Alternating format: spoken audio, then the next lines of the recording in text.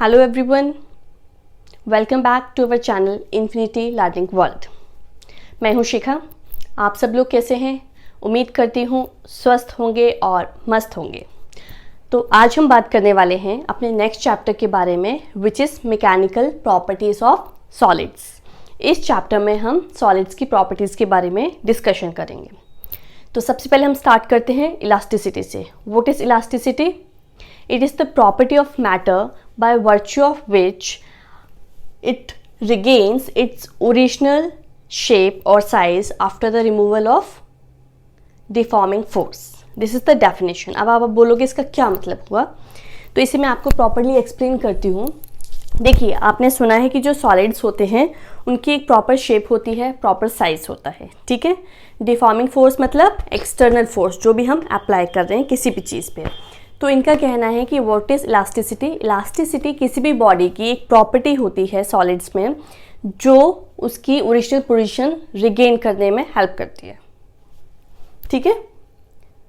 अब ये देखो, एग्जांपल के लिए मैं आपको ये दिखाया है, बलून है। बलून्स के बेस्ट एग्जांपल्स होते हैं।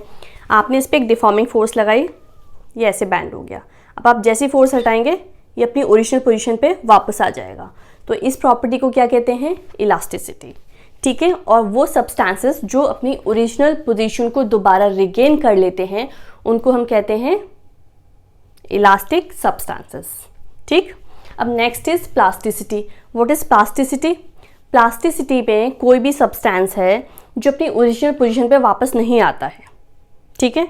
उसको हम, जैसे सपोज अगर मैं इसको पिन चुबा दूँ, इसे बस्ट कर दूँ, अब बस्ट कर दूँगी, इसकी एयर निकल जाएगी, फिर ये अपनी ओरिजिनल पोजीशन पे वापस नहीं आएगा, है ना। तो दैट इज प्लास्टिसिटी, मीन्स उसमें परमानेंट डिफॉर्मेशन रह जाती है, वो अपनी ओरिजिनल पोजीशन पर वापस नहीं आता है। तो ये दो तरह के सब्सटेंसेस आपने अपने सराउंडिंग में देखे हैं। इसका एक और एग्जांपल देती हूँ। आप ग्लास लीजिए, ग्लास को ऐसे कीजिए, ग्लास की रॉड लीजिए, टूट जाएगी अगर आप उसको कंप्रेस करेंगे तो, है ना, और वापस नहीं आएगी अपनी ओरिजिनल पोजीशन पे। तो that is an example of plastic substances, वो अपनी ओरिजिनल पोजीशन पर वापस नहीं आते हैं, ठीक है। इसके बाद हम एक इम्पॉर्टेंट थिंग है हमारी stress. What is stress? It is the internal restoring force per unit area. Restoring force per unit area, देखिए ये आपने कहाँ पे पढ़ा है, और प्रेशर की भी ऐसे ही सेम होता है, force per unit area. But वहाँ पे कौन सा फोर्स होता है? वहाँ पर होता है external force per unit area. Stress में क्या है?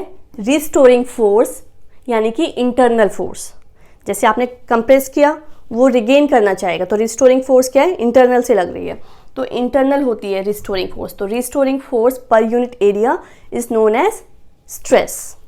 अब इसकी ऐसा यूनिट क्या होगी? Very simple. फोर्स की यूनिट क्या होती है? न्यूटन। एरिया की यूनिट क्या होती है? Metre square. तो this is newton per metre square और pascal. Clear? Next is dimension. Dimensions आपको निकालने आते ही हैं। फोर्स के डायमेंशन लिखिए, नीचे एरिया के डायमेंशन निकलिए डिवाइड करके, वेरी इजी डायमेंशंस, ठीक है। अच्छा, अब स्ट्रेस कितने टाइप का होता है? There are particularly 3 types of stress, जिसको हम अभी discuss. Stresses of 3 types: longitudinal stress, tangential stress और शियरिंग स्ट्रेस, हाइड्रोलिक स्ट्रेस और volumetric stress. Longitudinal is of 2 types further, tensile and compressive. Tensile क्या होता है कि आपने एक रॉड ले रखी है, उसको आप दोनों कॉर्नर से, दोनों उसके एंड से पकड़ के इलांगेट कर रहे हैं, ठीक है। तो उसकी ओरिजिनल लेंथ L होगी और उसकी फाइनल क्या हो जाएगी? L plus delta L, means there is increase in length. Compressive में क्या होगा? नेम से पता चल रहा है, आपने सेम रॉड ली, उसको दोनों साइड से कंप्रेस किया, दोनों एंड से उसको कंप्रेस किया, तो उसकी लेंथ क्या हो जाएगी? डिक्रीज इन लेंथ होगा उसमें, कितना? By delta L। क्लियर? ये तो हो गया लॉन्गिट्यूडनल, मीन्स एक आपके पास सिंपल लीनियर है, उसमें आप अलोंग दी एंड्स एक्ट कर रहे हैं फोर्स को। उसके बाद नंबर 2 आपका आता है tangential and shearing stress. Tangential और शियरिंग क्या होता है? जैसे ये आपका एक बॉडी है, ठीक है, आपने इसको नीचे से मूव नहीं करना है, आप सिर्फ यहाँ से उसको फोर्स अप्लाई करेंगे, यहाँ से, ठीक है।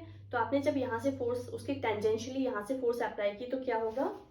उसका लोअर सरफेस मूव नहीं होगा, सिर्फ अपर फेस में डिफॉर्मेशन आएगी। यहाँ से क्या है, आपने फोर्स अप्लाई की तो ऐसे हो गया, बैंड हो गया। कितना बैंड हुआ? By an angle theta. तो this is known as tangential or shearing stress. इसमें लोअर फेस में कोई चेंज नहीं आता, लेकिन सिर्फ अपर फेस में डिफॉर्मेशन आती है by an angle theta. Clear. Number 3 is hydraulic और वॉल्यूमेट्रिक।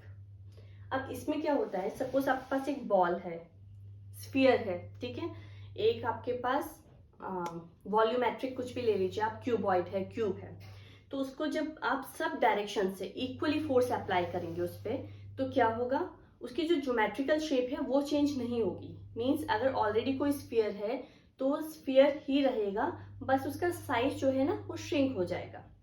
देखिए जैसे यहाँ पे मैंने बोला कि अगर आप एक बॉल कंसिडर कर रहे हैं, वॉल्यूमेट्रिक एंड हाइड्रोलिक एक ही चीज है। जैसे आप हाइड्रोलिक का मतलब समझिए, एक टैंक है, उसमें पानी भरा है, आपने एक बॉल को उसमें डाल दिया, एक क्यूबॉइड डाल दिया, तो जब वो नीचे चले गए तो उससे सारी डायरेक्शन में, उस जो बॉडी है उसकी सारी डायरेक्शंस में इक्वली फोर्स अप्लाइड होगी, है ना।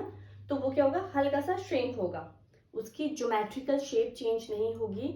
मीन्स अगर वो स्फीयर है तो स्फीयर रहेगा, क्यूबॉइड है तो क्यूबॉइड रहेगा, क्यूब है तो क्यूब रहेगा, लेकिन उसकी वॉल्यूम डिक्रीज हो जाएगी by an amount delta V. Clear. जैसे अगर आपके पास एक, मैंने ये बनाया है आपका कॉर्डिसस की 4 थे, 4 ही रहेंगे, बस वो श्रिंक होगा हल्का सा। सिमिलरली बॉल के साथ होगा। तो स्ट्रेन क्या होता है, what is strain? Strain is the change in configuration to the original configuration, ठीक है। It has no unit and no dimensions. ऐसा क्यों? बिकॉज अगर आप लेंथ को लेंथ से डिवाइड करेंगे, वॉल्यूम को वॉल्यूम से डिवाइड करेंगे, मीन्स सेम यूनिट को सेम यूनिट से डिवाइड करेंगे, तो उसकी कोई यूनिट नहीं बचेगी। तो it has no unit and no dimensions. अब इसके कितने टाइप्स होते हैं? इसके भी 3 टाइप्स होते हैं। सिमिलरली जैसे आपने स्ट्रेस में पढ़ा उसके अकॉर्डिंगली, वहां पे भी क्या था, number 1 there was longitudinal stress, here it is longitudinal strain. So it is the ratio of change in length to the original length, means delta L by L. अब आप इसको कैसे समझोगे? देखो ये आपकी क्या है, कोई भी एक सब्सटेंस है, इसकी आपने लेंथ ली, इसकी लेंथ कितनी है, एल, लेकिन जब आप इसको इलोंगेट करोगे या कंप्रेस करोगे तो जो चेंज इन लेंथ आएगा दैट इज डेल्टा एल, ठीक है। तो उस डेल्टा एल को, चेंज इन लेंथ को अगर हम डिवाइड कर देंगे उसकी ओरिजिनल लेंथ से, तो हमें क्या मिलेगा, हमें स्ट्रेन मिलेगा। Clear. Number 2 is shear strain. Shear strain, it is denoted by theta और tan theta. It is approximately equal to tan theta, तो इसलिए हम इसकी प्लेस पे, थीटा की प्लेस पे tan theta पुट कर देते हैं। आपने ये भी स्ट्रेस में देखा होगा, ध्यान करिए, आपने क्या देखा था, हमने आपको ये बताया था कि इसका, अगर आप किसी बॉडी को यहाँ पर फोर्स लगा रहे हैं, यहाँ पे फोर्स लगा रहे हैं इस फेस के अलाउंग, तो क्या होगा, डिफॉर्मेशन कितने से होगी, एंगल थीटा से होगी, और लोअर फेस उसका कांस्टेंट रहेगा। ये किया था हमने वहां पर, याद करिए। सिमिलरली यहाँ पे ये है, तो delta L by L is equal to tan theta, this is shear strain. Clear. Number 3 is volumetric strain और हाइड्रोलिक स्ट्रेन। ये भी आपने स्ट्रेस में पढ़ा था। Volumetric strain is again change in volume to the original volume. जैसे आपको मैंने वहां पे बताया था कि अगर आप एक स्फीयर को किसी फ्लूइड में, लिक्विड में डाल देते हैं, तो उस पर क्या होता है, सारी डायरेक्शन से इक्वल फोर्स अप्लाई होता है, तो उसमें वॉल्यूम में थोड़ा सा चेंज आएगा, दैट इज डेल्टा वी। तो जब उस चेंज इन वॉल्यूम को हम ओरिजिनल वॉल्यूम से डिवाइड कर देंगे, तो हमें क्या मिलेगा, हमें स्ट्रेन मिलेगा, वॉल्यूमेट्रिक स्ट्रेन, ठीक है। तो ये 3 टाइप का स्ट्रेन था। अब हम आते हैं हुक्स लॉ पर। हुक्स लॉ क्या है? हुक्स लॉ आपको रिलेशन बताता है किसके बीच में, स्ट्रेस एंड स्ट्रेन के बीच में, ठीक है। According to Hooke's law, within the elastic limit the stress developed is directly proportional to the strain produced. Means stress is directly proportional to the strain. ठीक है, this is Hooke's law. Basically stress जो हमने पढ़ा है अभी is directly proportional to strain. ठीक है, अब इसको क्या है, डायरेक्टली प्रोपोर्शनल का सिंबल ताकि अगर इक्वल टू हमें करना है तो हम क्या लगाएंगे, एक कांस्टेंट ऑफ प्रोपोर्शनलिटी लगाएंगे which is equal to k. Clear? So this k will be equal to stress divided by strain. Stress divided by strain, and this k is also known as modulus of elasticity. This strain, this k, this is known as modulus of elasticity. यहाँ तक clear है आपको? ये बहुत basic था, stress strain समझ में आएगा आपको, धीरे धीरे सब समझ में आता जाएगा, ठीक है। हुक्स लॉ क्या है? हुक्स लॉ स्ट्रेस और स्ट्रेन को डायरेक्टली प्रोपोर्शनल करता है, हमें बताता है। वहाँ पे कांस्टेंट लगाते हैं हम, तो जब वो कांस्टेंट फाइंड करेंगे, that constant is equal to modulus of elasticity and it is given by stress divide. Okay, तो अब देखिए स्ट्रेस एंड स्ट्रेन कर्व। कुछ लोगों को ये कर्व काफ़ी डिफिकल्ट लगता है, but it is very easy. सिर्फ आप इसको समझो और उसको अपने टर्म्स में एक्सप्लेन करना, लिखना, ठीक है। रट्टा नहीं मारो, समझो उसको, आपको समझ में आ जाएगा।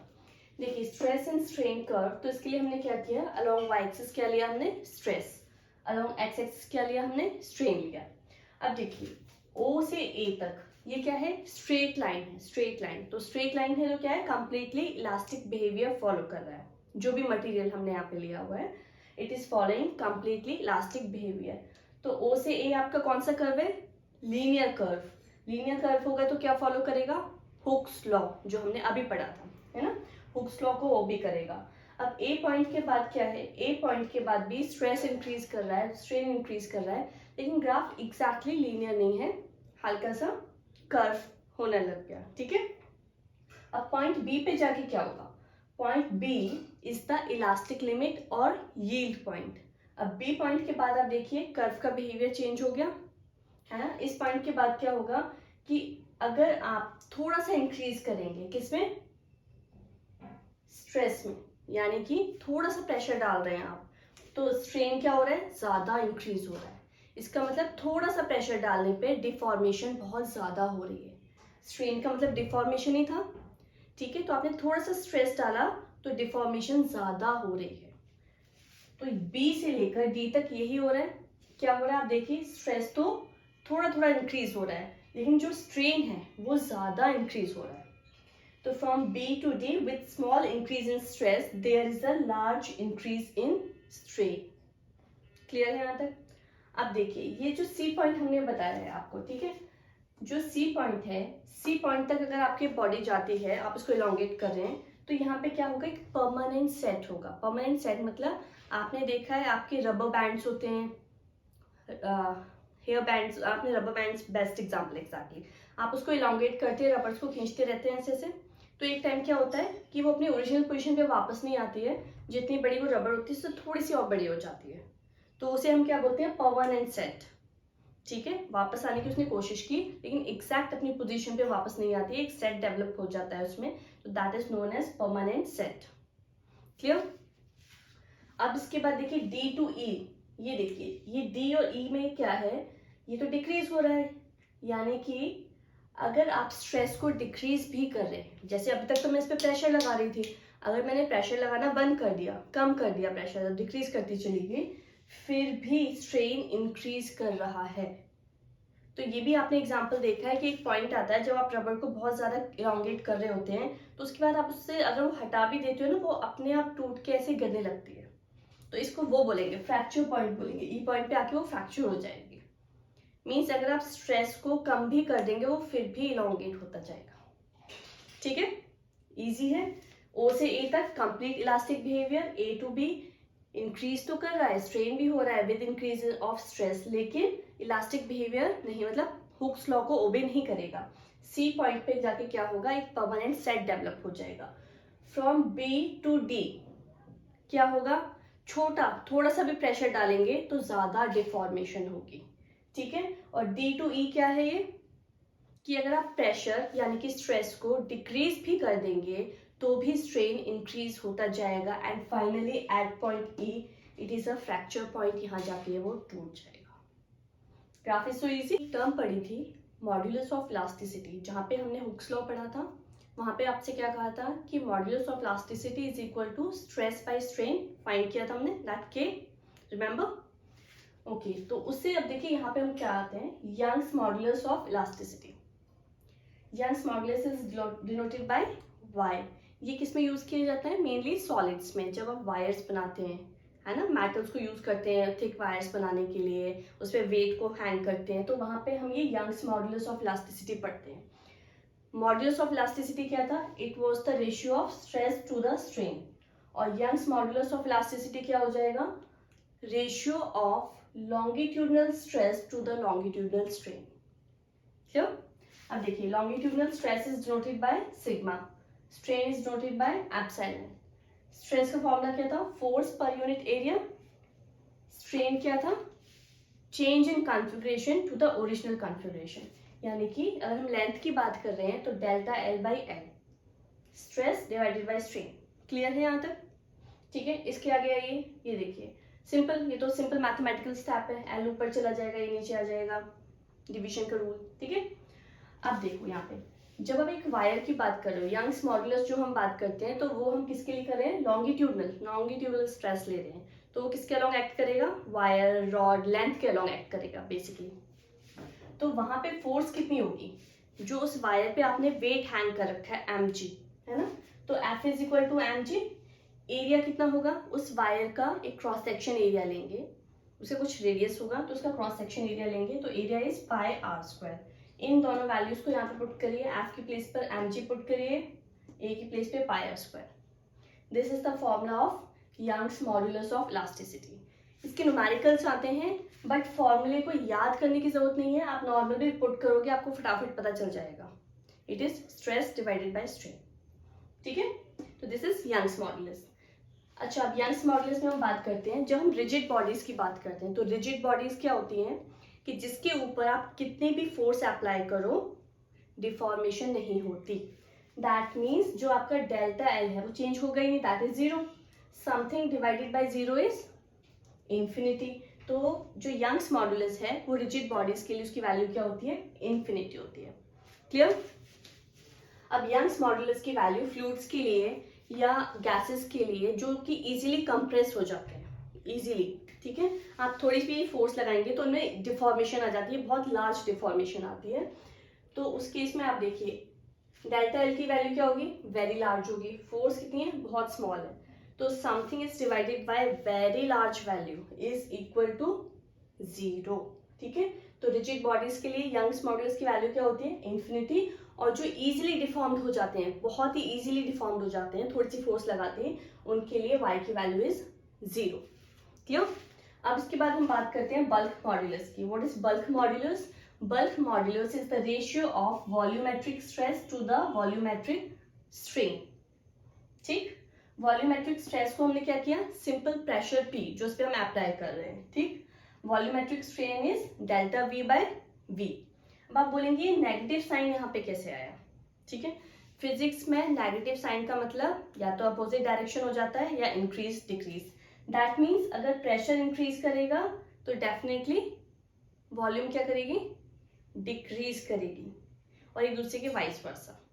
समझ में आया? प्रेशर इंक्रीज करेगा, वॉल्यूम डिक्रीज करेगी, वॉल्यूम इंक्रीज करेगी तो प्रेशर डिक्रीज करेगा, इसलिए नेगेटिव साइन है यहाँ पे। And the bulk modulus is represented by capital B। इसकी यूनिट क्या होती है, Young's modulus and bulk modulus की यूनिट क्या होंगी, सेम एज स्ट्रेस। क्यों? बिकॉज देखिए डेल्टा एल बाई एल है, तो unit same unit divided by same unit is zero, तो आपके पास सिर्फ ये बचा F by A which is newton per metre square. Similarly यहाँ पर भी same value, delta V by V की कोई यूनिट नहीं होगी, इसकी यूनिट होगी जो कितनी होगी, न्यूटन पर मीटर स्क्वायर और पास्कल। ओके, अब देखिए एक टर्म और आती है हमारे पास, compressibility. Compressibility is the reciprocal of bulk modulus. Means bulk modulus अगर ज्यादा होगा तो कंप्रेसिबिलिटी लो होगी। ठीक है, अब देखो इसका क्या फायदा है, हमने क्यों पढ़ रहे हैं ये बल्क मॉड्यूलस कंप्रेसिबिलिटी, क्या मतलब है? उन्होंने ये कहा कि अगर बल्क मॉड्यूलस की वैल्यू किसके रेसिप्रोकल है, कंप्रेसिबिलिटी, तो सबसे डिफिकल्टी से क्या कंप्रेस होता है, सॉलिड। तो बल्क मॉड्यूलस की वैल्यू सॉलिड्स के लिए सबसे ज्यादा होती है, ठीक है, उसके बाद लिक्विड्स के लिए, उसके बाद गैसेस के लिए, और कंप्रेसिबिलिटी के लिए इसका रेसिप्रोकल कर लो, तो कंप्रेसिबिलिटी की वैल्यू सबसे ज्यादा होगी गैसेस के लिए, फिर लिक्विड्स के लिए, फिर सॉलिड्स के लिए। ठीक है, अब आप बोलोगे कि यंग्स मॉड्यूलस, बल्क मॉड्यूलस या जितना भी हम स्ट्रेस स्ट्रेन ये सब हम क्यों पढ़ते हुए आए अभी तक, तो वहां पे हम बात करते हैं एप्लीकेशंस के बारे में। आपने देखा होगा आपके सराउंडिंग में जितना भी कंस्ट्रक्शन का वर्क होता है, इंफ्रास्ट्रक्चर आप देखते हो, बड़ी बड़ी क्रेन्स होती हैं, ब्रिजेस होते हैं, तो उसमें ये यंग्स मॉड्यूलस, बल्क मॉड्यूलस, इन सब की बहुत वैल्यू होती है। ठीक है, आप लिफ्ट में चढ़ते हैं, वहां पे लिखा होता है कि इतने किलोग्राम्स इस मैक्सिमम लिमिट, या बोलेंगे 8 पीपल, 9 मेंशन करते हैं 8 पर्सन्स ना। तो वो क्यों करते हैं? क्योंकि वो इसका एक वैल्यू फाइंड करते हैं। जैसे इलास्टिक लिमिट आपने फाइंड की, इलास्टिक लिमिट से क्या होता है, वो आपको ये बता पाते हैं कि इस लिमिट के बाद अगर आप इस पर और वेट डालेंगे तो ये टूट सकता है। जो हमने पूरा ग्राफ पढ़ा था ना, स्ट्रेस एंड स्ट्रेन, वहां से ये पता करते हैं कि आप इसके भी बाद इस पे और ज्यादा प्रेशर डालेंगे तो वो टूट सकता है। सिमिलरली और इससे क्या फायदा होता है, जब कोई वायर बनाओगे, थिक वायर बनाओगे मेटल की, बड़े बड़े क्रेन्स की, तो वहां पे उसकी लेंथ, उस वायर की रेडियस, उसका डायमीटर सब बहुत इंपॉर्टेंट है। एमजी उस पर कितना वेट डाल रहे हैं, तो इस सब से आपको ये पता चलता है कि जब हम किसी भी चीज़ को बना रहे हैं, क्रेन्स में कोई वेट अपलिफ्ट कर रहे हैं, हम लिफ्ट्स में कितने लोग जा रहे हैं, तो वो सब चीज़ें जो एक डिसाइड करते हैं ड्यूरिंग द कंस्ट्रक्शन, वो ये जो पूरा चैप्टर हमने पढ़ा मैकेनिकल प्रॉपर्टीज ऑफ सॉलिड, इसके बेसिस पे डिसाइड करते हैं। ठीक है, अब आपने क्या करना है, आपने इन सब फॉर्मूलेस के थोड़े थोड़े न्यूमेरिकल्स प्रैक्टिस करने हैं। बहुत ईजी है, बट कुछ 2-4 न्यूमेरिकल्स आपने प्रैक्टिस करने हैं आज ही। ठीक है, ये हमारा कंप्लीट हो गया। अब नेक्स्ट चैप्टर में करूंगी आपके साथ मैकेनिकल प्रॉपर्टीज ऑफ लिक्विड। तब तक आप इसका रिवीजन करिए। Thank you, have a nice day and please like and subscribe my channel.